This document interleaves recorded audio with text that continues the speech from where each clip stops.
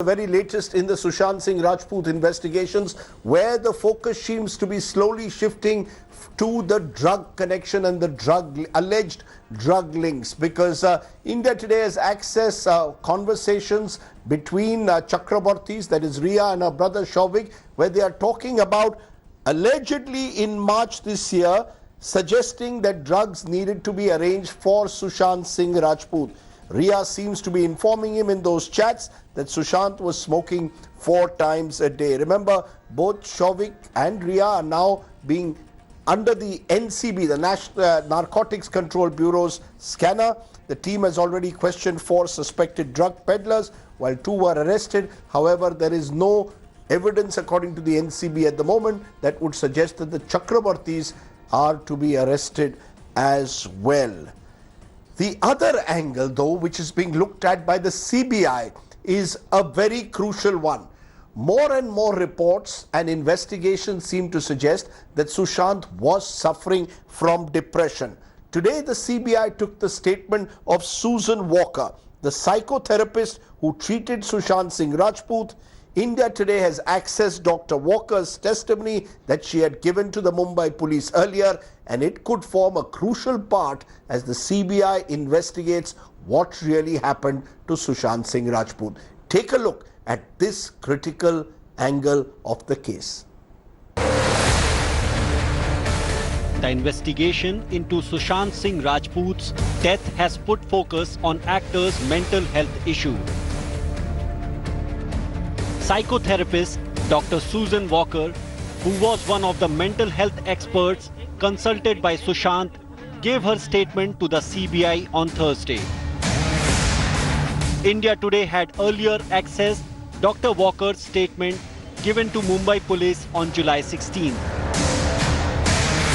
Dr. Walker had in that statement revealed that Sushant was suffering from bipolar disorder, and this could have triggered a death by suicide. She added that the actor often stopped taking his medicines. Dr. Walker said Sushant's anxiety level was at a severe stage and the actor had been suffering symptoms for the past 20 years. Sushant suffered similar symptoms in 2013 and 2014 as well, according to the doctor.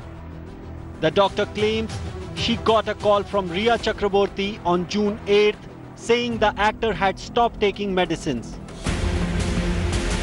Dr. Walker's conclusions are similar to that of Dr. Karsi Chawda, who was the last doctor to treat Sushant. In his statement to Mumbai police, Dr. Chawda had said he warned Riya that Sushant could take the extreme path if he did not take his medicines. Sushant's family too, in their initial statements to Mumbai police, mentioned his health issues but retracted many weeks later. This statement came yesterday about what apparently it is alleged that the family members had said. So that is the only occasion for us to know what actually had been recorded, because the objection at that point of time was only that it should not be in Marathi. Don't ask us to sign something which is in Marathi, but we were not aware, we didn't know what was written in Marathi. That has come only now when this leak has taken place by the Mumbai police to the media or to the accused. Psychiatrist Susan Walker, in her statement to Mumbai police, said that Sushant was badly suffering from bipolar disease. Initially, he could not accept the disease, but when he realized about it, he started to feel very low and negative about himself. He thought he could never recover and also had suicidal thoughts. Meanwhile, on the other hand, statement of Sushant's sister to Mumbai police also suggests that he felt low about himself. Now, the statement of doctors treating Sushant Singh Rajput are very important to CBI because this will give them an understanding what Sushant was going through. With camera person Nitin Varne, this is Saurav Vaktania in Mumbai for India Today. Is depression a silent killer? That's the question that I want to raise today, a question that is often not put up front but needs to be done in the context perhaps of this case. I'm joined by Dr. Anjali Chhabria, psychotherapist, and Dr. Nimish Desai, Director, Institute of Human Behavior Allied Sciences at Wimans, one of the country's leading psychotherapists. Appreciate both of you joining us. Let me come to you, Dr. Desai, first.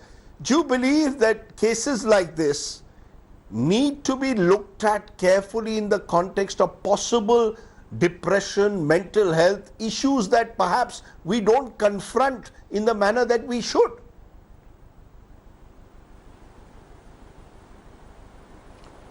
That's true, Radip.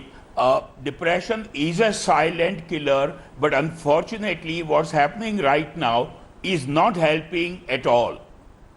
The silent killer is actually going to get much more stigmatized for people who are going through depression, for their family members, and unfortunately, even the mental health professionals.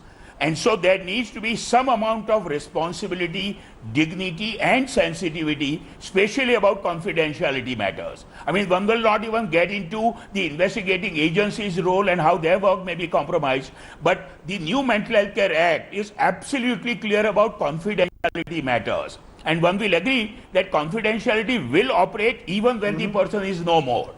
Sadly, that's not being respected. The larger public discourse for whatever compulsions that most people have is not being followed. And so instead of sensationalism, what we require is sensitivity, Radip. You know, let's look at that sensitivity issue, Dr. Anjali Chhabria, because confidentiality is an important element. You've got this high-profile case where is this possible angle of depression.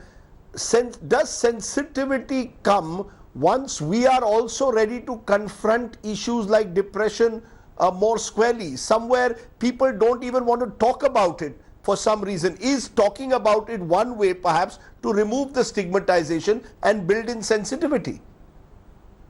Absolutely, Rajdeep. We need to have conversations about mental health, but we need to have them in a sensitive manner, in an intelligent manner where we are using science. What we've been seeing for the last 2.5 months is that people, anybody and everybody is coming and talking about depression. People have made ridiculous statements saying that, oh, he was smiling, so he was not depressed. You know, and today, just because this is a high profile suicide, we are talking about it, suicide or death, whatever it is. I don't want to get into the way he died, but because this is a high profile case, we are talking about it. But let me tell you that there are thousands and thousands of people suffering out there. We need to talk about mental health. And, you know, there are very few psychiatrists. There are around 5,000 psychiatrists in the entire country. So we need other people to talk about this, to understand that depression is a disorder just like anything else. You know, and it probably takes more lives every year than Corona has taken. So we need to keep these conversations going. We need to educate. We need to remove the stigma around taking help.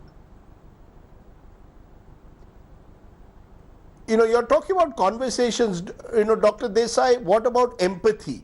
You know, the need to see this in a more empathetic manner. Who should be doing that? Is it the family? Is it caregivers? How do you provide this empathy to those who may be around us, who may be depressed, but we don't even know? They may be bipolar, they may be suffering a serious existential crisis, hyper anxiety. Who provides the comfort? Totally, Radip. You took it very well from sensitivity to empathy. And empathy will only be there if you have sensitivity for the individual, for the carers, including, if I might say, those who provide care, the psychiatrists and the psychotherapists. You see, the sad part right now, Radip, is that those who were treating him, at least the professionally trained psychiatrists, will not talk about it because of legal and ethical reasons. And so the current discourse is not helping that empathy and sensitivity for people with mental health problems, or especially with depression. Somewhere the legal, ethical, humanitarian aspects need to be really at the forefront. In a dream world, I would wish, like some of the media in the US and UK say, the person had mental health problems, we are leaving it to the mental health experts and to the investigating agency. not making, frankly, I'm sorry to say this, not make a public mockery of the individual's life and of the mental health problem and of phenomena surrounding it. You know, that's an important point, because, you know, if you want to really sort of pay tribute in a way to Sushant Singh Rajput's memory, you need to handle this issue with empathy. You know, Dr. Chhabria, how is it going to, you know, how is our society, a more traditional conservative society, going to come to terms with this?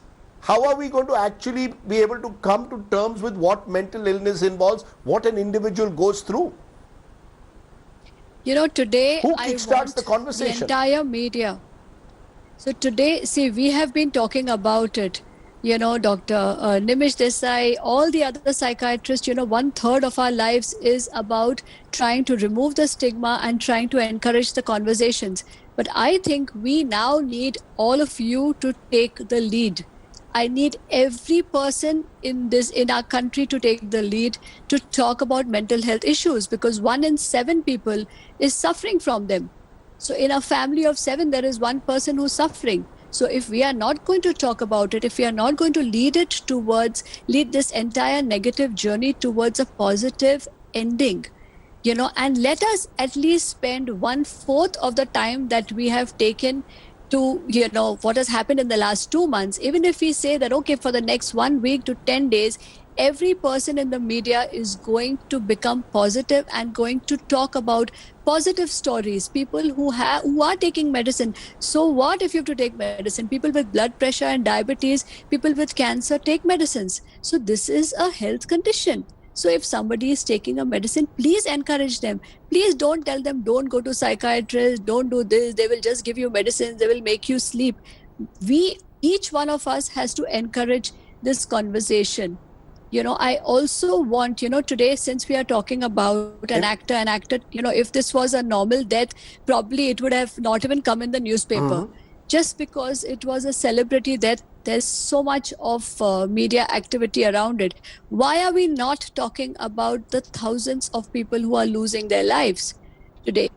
Aren't they important? Aren't they important to their family, to their friends? I promise you, I just wanted to, you know, I promise you we want to kickstart that conversation. Dr. Desai knows we did it earlier this year, and I promise that we will do it with sensitivity and empathy. That's the best way to remember Sushant Singh Rajput, rather than the sensationalism that at times colors these conversations. This has only been a small trigger to start off the conversation. We will continue building towards it. Dr. Desai, Dr. Chhabria, appreciate your joining me on the news today. Hi everyone, Preeti Chaudhary here. Hope you like this video. For latest news and analysis, like and subscribe to the India Today YouTube channel. And don't forget to press the bell icon to stay updated. Thank you for watching.